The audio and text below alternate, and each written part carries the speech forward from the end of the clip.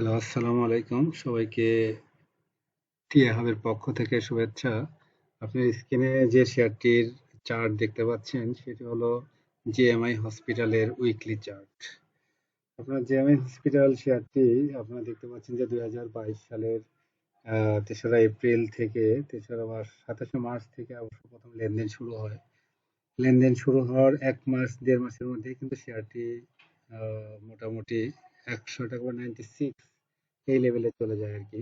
তো যাই হোক, এরপরে শেয়ারটি কিন্তু মোটামুটি ডাউন ট্রেন্ডের দিকে কিছুটা চলে আসে এবং ডাউন ট্রেন্ডে এসে সে মোটামুটি আবার 70 র দিকে সাপোর্ট নিয়ে সে টানা কিন্তু বেড়ে আবার ১৪০-৪৫ টাকার দিকে চলে যায়। কিন্তু লক্ষণীয় বিষয় হলো শেয়ারটি ২০ টাকা থেকে উঠলেও শেয়ারের নিচের দিকে আপনারা দেখতে পাচ্ছেন যে ভলিউম বার সেটা কিন্তু খুবই স্ট্রং ছিল এবং সবই কিন্তু গ্রিন ক্যান্ডেলে, প্রায় অলমোস্ট সবই গ্রিন ক্যান্ডেলে ছিল এবং প্রাইস মুভমেন্টও কিন্তু গ্রিন ক্যান্ডেল আপনারা দেখতে পাচ্ছেন আরকি। যাই হোক, অর্থাৎ শেয়ারটি লিস্টেড হওয়ার পরে আমরা দেখতে পাচ্ছি যে ২০২২ সালের সেপ্টেম্বর পর্যন্ত শেয়ারটি কিন্তু আপ ট্রেন্ডে ছিল। অর্থাৎ ২২ এপ্রিল মার্চ থেকে সেপ্টেম্বর পর্যন্ত কিন্তু টানা এই কয়েক মাসের মধ্যে শেয়ার মোটামুটি ২০ টাকা থেকে ১৪০-৪৫ টাকা লেভেলে উঠে যায়।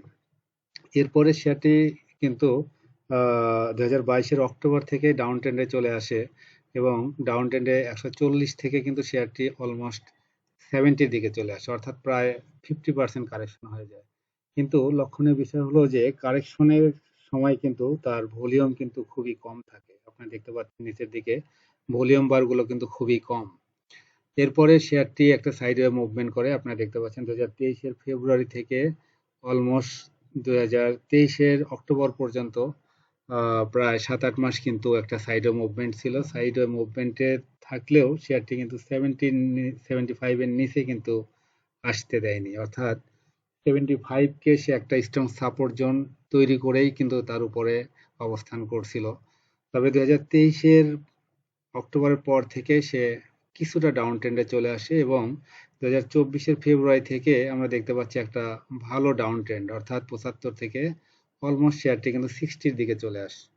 যাই হোক, এরপরে আমরা দেখতে পাচ্ছি ২০২৪ এর এপ্রিল থেকে শেয়ারটি কিন্তু বারবারই উঠে যাওয়ার চেষ্টা করছে, অর্থাৎ বেশিরভাগ সময় কিন্তু ক্যান্ডেলগুলো গ্রিন আমরা দেখতে পাচ্ছি। তো সেক্ষেত্রে শেয়ারটি কিন্তু একটা ভালো অবস্থানে রয়েছে আমার মনে হয় এবং লক্ষণীয় বিষয় হলো যে আমরা নিচের দিকের যে বক্সটা লং একটা বক্স আমরা তৈরি করেছি, সে কিন্তু বারবারই এই বক্সের আপার যে ব্যান্ড সেই ব্যান্ডে কিন্তু টাচ করে উপরের দিকে ওঠার চেষ্টা করেছে। আমরা দেখতে পাচ্ছি ২০২৪ এর জানুয়ারিতে সে কিন্তু ২-৩ বারই চেষ্টা করেছে, পারে নাই সেখান থেকে উঠতে। এরপরে আমরা দেখতে পাচ্ছি ২০২৪ এর মের দিকে সে ওঠার চেষ্টা করছে। এরপরে আবার আমরা দেখতে পাচ্ছি জুলাইয়ে এবং বর্তমান সময়ে কিন্তু সে এখন এই নিচে যে বক্স আপনারা দেখতে পাচ্ছেন, বক্সের এই যে রেসিস্ট্যান্স জোন, সেই এই জোনটাকে কিন্তু ক্রস করার চেষ্টা করে যাচ্ছে। আশা করা যায় সে এবার যদি এই বক্স ক্রস করতে পারে তাহলে তার কিন্তু রেসিস্ট্যান্স অলমোস্ট 80 র কাছাকাছি। সে কিন্তু 80 পর্যন্ত উঠে যেতে পারে। এরপরে আমরা পরবর্তী রেসিস্ট্যান্স কিন্তু দেখতে পাচ্ছি 88 এর দিকে। যাই হোক, সর্বোপরি আমরা বলবো যে শেয়ারটি কিন্তু তার এই রেসিস্ট্যান্স ব্রেক করার জন্য বারবারই চেষ্টা করে যাচ্ছে। আশা করা যায় হয়তো আগামী ২-১ দিন যদি ভলিউম বেশি হয় তো সেক্ষেত্রে এই বক্স কিন্তু ক্রস করে সে নতুন বক্স তৈরি করার চেষ্টা করতে পারে। যাই হোক, আমরা এটা অন্য কিছু ইন্ডিকেটর যদি দেখি, আমরা দেখলাম ম্যাকডি যদি দেখেন, আমরা দেখতে পাচ্ছি ম্যাকডি কিন্তু জিরো লাইনের উপরে দীর্ঘদিন ধরেই প্রায় ৫-৬ মাস কিন্তু আমরা দেখতে পাচ্ছি ম্যাকডি জিরো লাইনের উপরে রয়েছে এবং আমরা ম্যাকডি লাইন যে লাইন সেটাও কিন্তু দেখতে পাচ্ছি। হিস্টোগ্রামগুলো গ্রিন রয়েছে এবং ম্যাকডি লাইনও কিন্তু জিরো লাইনের উপরে ওঠার চেষ্টা করছে। তো অ্যাজ পার ম্যাকডি সে কিন্তু ভালো পজিশনে রয়েছে। এরপরে যদি আমরা দেখি আরএসআইটাও কিন্তু সে এখান থেকে আমরা দেখতে পাচ্ছি এপ্রিলে সাপোর্ট নিয়ে সে কিন্তু উপরের দিকে যাচ্ছে, অর্থাৎ তার এখন ট্রেন্ড কিন্তু ৭০-এর দিকে। সেক্ষেত্রে আরএসআই বিচারেও শেয়ারটি কিন্তু এখন 57 আরএসআই উইকলিতে, সেক্ষেত্রে কিন্তু এটা ভালো পজিশনে রয়েছে আর কি। যাই হোক, আমরা শেয়ারটির আরো কিছু ইন্ডিকেটর আমরা দেখব। আমরা যদি এটার বোলিঙ্গার ব্যান্ড যদি দেখে আসি, আমরা দেখব বোলিঙ্গার ব্যান্ড। বোলিঙ্গার ব্যান্ডটা দেখি। Yes, আমরা দেখতে পাচ্ছি যে বলিঙ্গার ব্যান্ডের কিন্তু আপার ব্যান্ডের খুবই কাছাকাছি রয়েছে। সেক্ষেত্রে উইকলিতে বলিঙ্গার ব্যান্ড কিন্তু ভালো পজিশন, অর্থাৎ উইকলিতে সে মিডিল ব্যান্ডকে টাচ করেই কিন্তু উপরে উঠে যায়। তো সেক্ষেত্রে আপার ব্যান্ডকে যদি ক্রস করতে পারে সেক্ষেত্রে তার অবশ্যই আপ ট্রেন্ড লক্ষ্য করা যেতে পারে। এরপরে আমরা যদি ইসিমোকুটা দেখে আসি, আমরা ইসিমোকু ক্লাউডটা দেখব।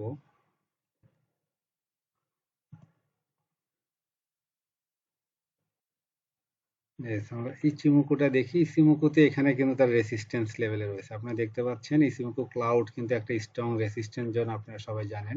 তো সেক্ষেত্রে যদি ক্লাউড ভেদ করে উপরে উঠতে পারে সেক্ষেত্রে কিন্তু তার একটা স্ট্রং যে জোন সেটা ব্রেক করেই উপরে উঠবে, এবং সে এইটা ক্রস করতে পারলে সে কিন্তু ভালো করার চান্স যথেষ্ট রয়েছে। আমরা দেখতে পাচ্ছি শেয়ারটি অবশ্যই উইকলিতে ভালো অবস্থানে রয়েছে। আমরা ডেইলিতে যদি দেখি, ডেইলি চার্টে যদি আমরা দেখি, তো আপনারা দেখতে পাবেন যে ইসিমোকো ক্লাউড কিন্তু ইসিমোকো ক্লাউডের উপরেই অবস্থান করছে আর কি।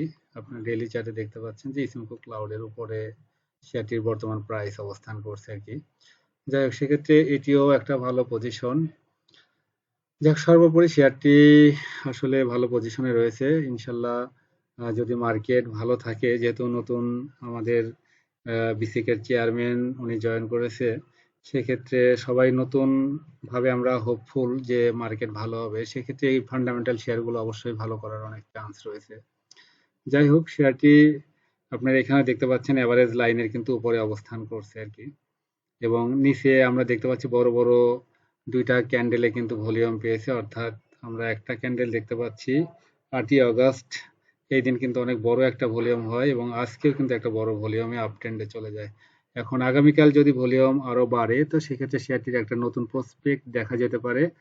যাই হোক, শেয়ারটি আপনারা ওয়াচ লিস্টে রাখতে পারেন। তো যাই হোক, শেয়ারটি নিয়ে যে আলোচনা হলো সেটা শুধুমাত্র টেকনিক্যাল অ্যানালাইসিসের উপর ভিত্তি করেই শুধু আলোচনা।